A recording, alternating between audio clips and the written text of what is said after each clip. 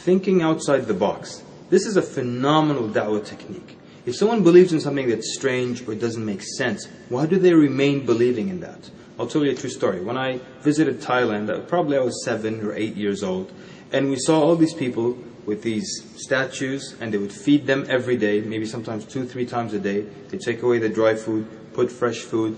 And even though we were kids, we used to laugh and say, don't they notice, don't they realize that this God is not eating? How come they don't ask the statue, hey, you haven't taken a bite in the last 50 years?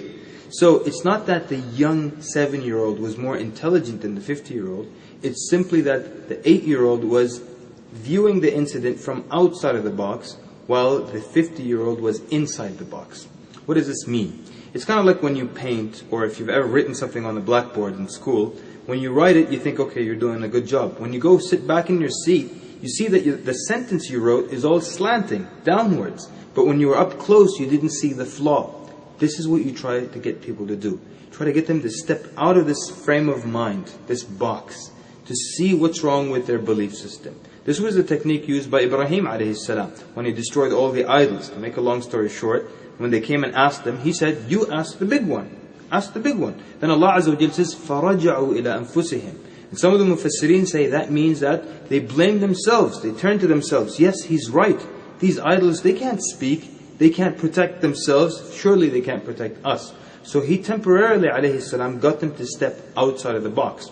Same technique was used by the sons of Amr ibn al-Jamuh radiallahu anhu.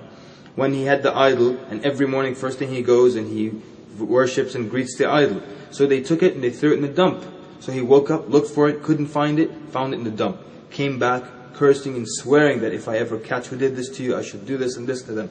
So then he goes to sleep at night again, they throw it in the trash again. He wakes up the next morning, finds the God in the trash, gets upset again, cleans it, oils it up. Then the third night, he puts a sword around its neck. And he says, if they come to throw you in the trash again, defend yourself, protect yourself. And so his children come, and they were Muslim. They're trying to give him da'wah, they're trying to get him to step outside of the box, to realize that this is a useless object. So then they take it and they throw it in the dump again, or they even tie it, in one narration, to the body of a dead dog.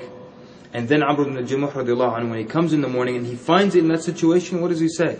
He says, you can't even protect yourself. You can't even push harm away from yourself. You can't do good for your own self. How are you going to do good for me? So what happens to him? That his children got him to step outside of the box and see what's wrong with his belief system. We're going to discuss in the course, inshallah, the coming course, Shahada, the fiqh of da'wah. We're going to discuss techniques to get people to think outside of the box. And this is a technique now we use to discuss Trinity. Instead of quoting Luke chapter this, verse that, Matthew chapter this, verse that, in a simple way now we discuss the mindset of believing in the Trinity. And because of that, the discussion ends in a few minutes versus hours and hours of quoting passages. Now, we're going to also look at some phenomenal arguments that Ibn al-Qayyim rahimahullah mentions in his book, Ighathat al-Lahfan. Phenomenal questions that he asked people who believe in the Trinity. But I'm not going to give them here. You're going to have to come to the course for that. Thanks for listening. Wassalamu alaikum wa rahmatullahi wa barakatuh.